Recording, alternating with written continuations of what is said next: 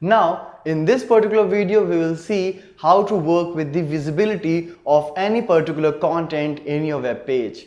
Maybe at the runtime you come across a situation where you want to make some particular text visible at runtime, or maybe you want to make it hidden at runtime. Along with that, you may also want to make it collapse or expanded. So let's see a practical implementation of how to work with the visibility of any particular element in a web page practically.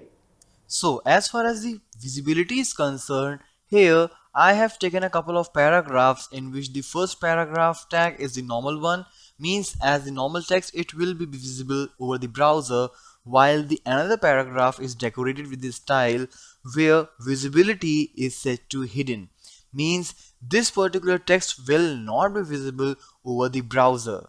So let's save the changes and come to the browser, and here you can see only the first paragraph with the text "this paragraph should be visible in normal way" is visible in browser, but the other one is not.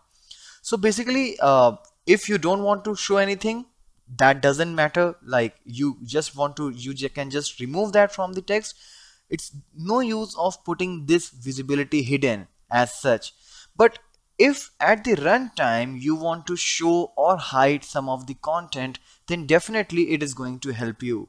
So what I'll do here, inside the head section I will write a couple of code, like inside the style tag I will use this p hover, means in the hover event when I will put the mouse pointer over the paragraph, at that particular time the visibility should be hidden. Alright, so let's remove this particular paragraph because it's of no use for now.